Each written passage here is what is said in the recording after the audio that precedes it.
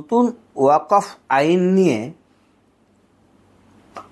গোলমাল সংঘর্ষের মধ্যেই আজ সুপ্রিম কোর্টের প্রধান বিচারপতি নেতৃত্বাধীন 3 বিচারপতির বেঞ্চ 73টি আবেদনের শুনানি করে।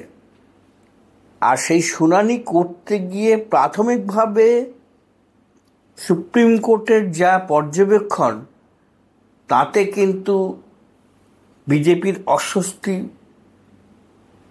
বাড়ার যথেষ্ট আশঙ্কা রয়েছে।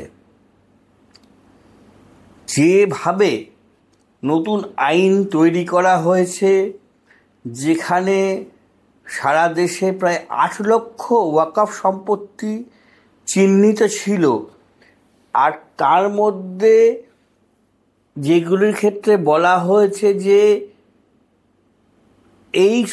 যেগুলির ক্ষেত্রে মূল যে ওয়াকফ সম্পত্তি যেগুলি বিভিন্নভাবে কাজে লাগিয়ে আর্থিকভাবে উপার্জন হচ্ছে, কাজে লাগানো হচ্ছে, সেই ধরনের সম্পত্তি যদি তাদের দলিল দস্তাবেজ থাকে তাহলেই সেইগুলিকে চিহ্নিত আগের যে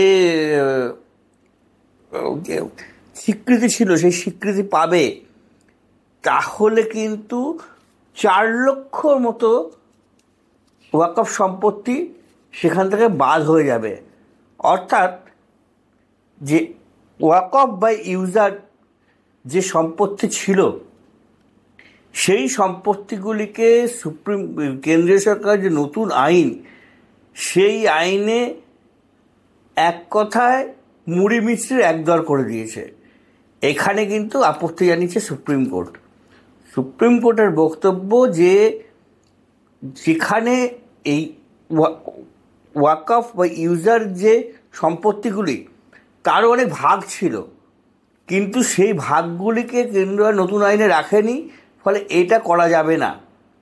এই প্রসঙ্গেই সুপ্রিম কোর্ট যেটা বলেছে যে দিল্লি হাইকোর্ট এই যে এখন যে প্রেমিসিস হাইকোর্ট প্রেমিসিস এটাও ওয়াকফ সম্পত্তি ছিল, তাহলে এটাকে কিভাবে দেখা হবে?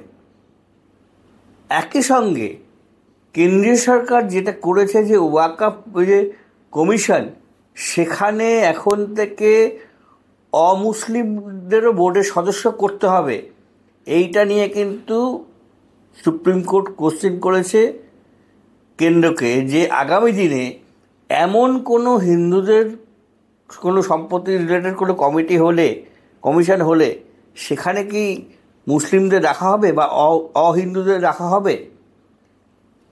আজকে যা মামলার গতি প্রকৃতি, তাহলে আজকে কিন্তু ইন্টারিম কিন্তু একটা অর্ডার দিত সুপ্রিম কোর্ট, কিন্তু সেটা কোনোরকমভাবে কেন্দ্রের সলিসিটর জেনারেল তুষার মেহতা ঠেকিয়ে দেন। আগামীকাল দুপুরে কিন্তু আবার এই মামলা শুনানি হবে এবং ইন্টারিম কিন্তু কিছু অর্ডার হবে যা কেন্দ্রের জন্য অস্বস্তিকর হতে পারে।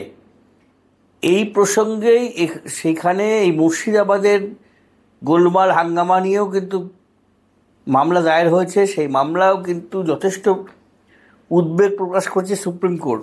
সুপ্রিম কোর্টের বক্তব্য যে যাই হোক তাই হোক, একটা আইন হয়েছে, সেটাকে রিভিউ করার জায়গা আছে, সেটা সুপ্রিম কোর্ট সেখানে করবে, কিন্তু কোনোভাবে এই আইনকে কেন্দ্র করে কোনো জায়গায় অশান্তি ছড়ানো, গোলমাল ছড়ানো, এটা কিন্তু করতে দেওয়া যাবে না। এটা যে কোনোভাবে হোক সরকারকে কিন্তু রুখতে হবে।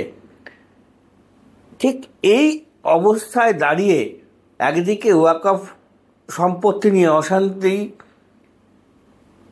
এই হিন্দু মুসলিম একটা প্রকট একটা অস্বস্তি, তার মধ্যেই গতকাল বৃহৎ মুম্বাই মিউনিসিপ্যালিটির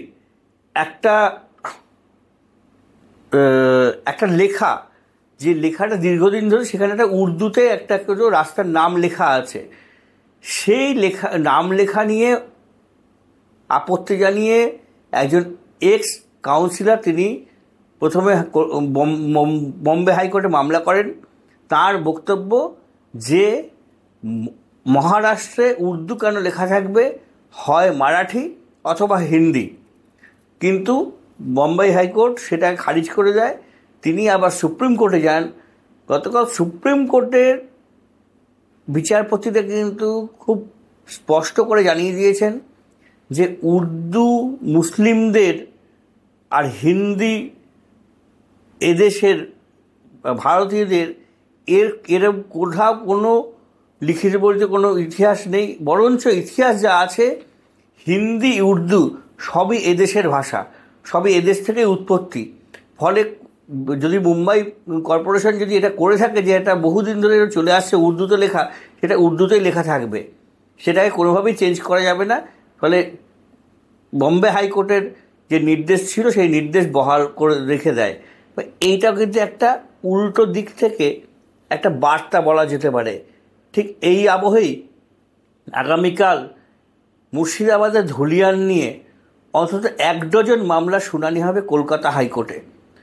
সেখানে যেমন এনআইএ তদন্তের দাবি করা হয়েছে, কারণ অভিযোগ হচ্ছে বিস্ফোরক ব্যবহার হয়েছে, প্রতিবেশী রাষ্ট্র থেকে লোক ঢুকিয়ে অশান্তি তৈরি করা সৃষ্টি করা হয়েছে, বহু মানুষ ঘর ছাড়া হয়ে রয়েছে, সেখানে বিরোধী দলনেতা মানুষের কনফিডেন্স বিল্ডিংয়ের জন্য সেখানে যেতে চান, এমন নানান রকমের দাবি দাওয়া নিয়ে কালকে 3টে এজলাসে অন্তত 1 ডজন মামলার শুনানি হবে সকাল থেকে কলকাতা হাইকোর্টে।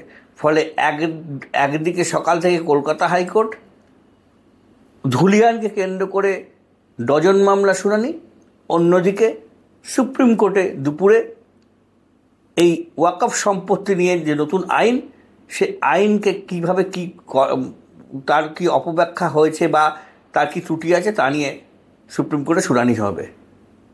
আজ এই পর্যন্তই, নমস্কার।